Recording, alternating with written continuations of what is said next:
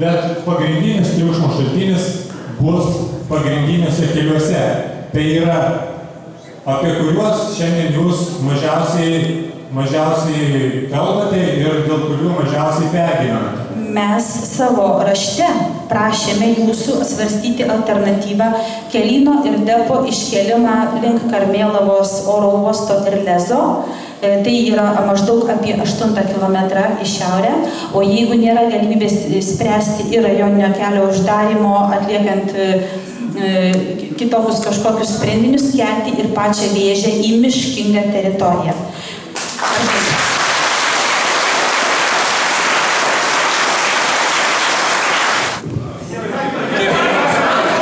Palaukit, aš manau, kad atsakiau.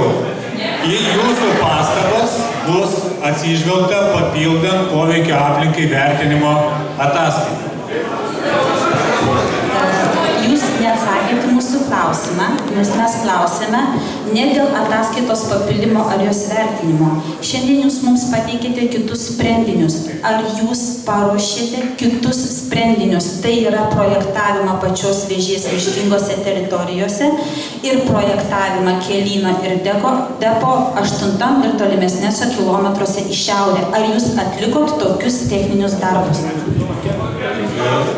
Taip, ačiū labai už klausimą ir galbūt reikėtų įvertinti tai, kad geležinkelio linija, geležinkelio infrastruktūros objektai nėra planuojami per 1 savaitę, per 2 savaitės ar per 3. Ar vat, kaip jūs minite savaitgalį, jeigu tai būtų lengva parengti sprendinius, arba jeigu taip būtų galima ir leisti užsakovas parengti tokiu greičiu sprendinius, tai kiltų dar daugiau. O kodėl jūs iš karto netkreipėte dėmesį į mūsų pasiūlymus patraukti į miškingas teritorijas ir dėlsite visą šitą laiką?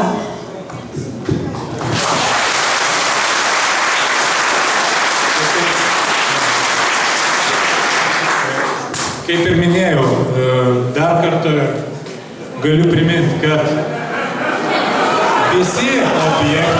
visi objektai numatomi šalia Neveronių seniūnijoje, jie neturi tokio didelio poveikio, kad juos reikėtų kelti į mišką. Galima būtų diskutuoti apie kitas pačias veiklas, bet jeigu būtų tame pačiame depe numatytas itin didelis vagonų remonto patalpų skaičius, dar kažkas. Didesnis transportas. Tas pačias miškingas teritorijas. Ir viskas įsispręs.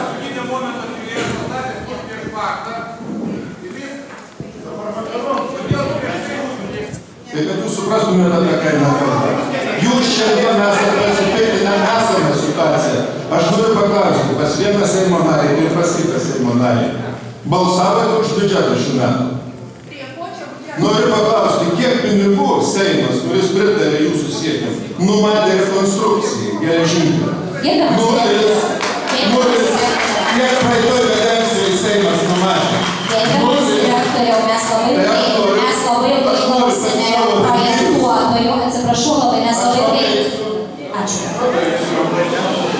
Ir noriu pasakyti, kad iš naujosios Vėžės šitam keliui yra priklausomai nuo Kauno logistikos centro. Kauno logistikos centro pajėgumas yra tik tai maksimum 4 milijonai, kurie bus pasiekti 40 metais.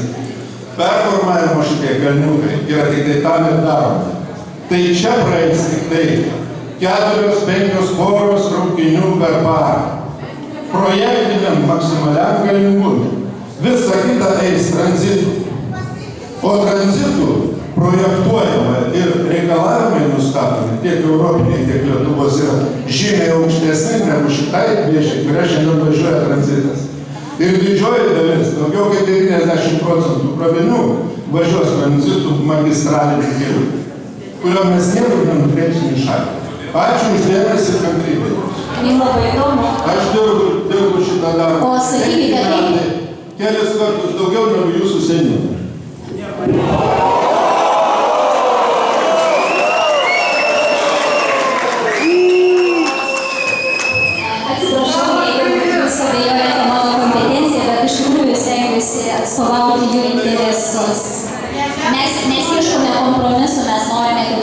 išgirstumėte. Mes neieškome klaidų, mes nevardiname jūsų didelių į dokumentuose padarytų klaidų ir panašiai. Mes šiandien čia susirinkę tam, kad ieškotume kompromiso, o nesusirinkome pyktis.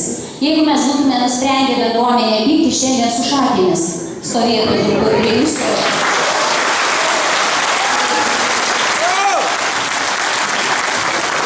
Mėlyje, laikas iš tikrųjų eina į priekį ir aš norėčiau suteikti žodį.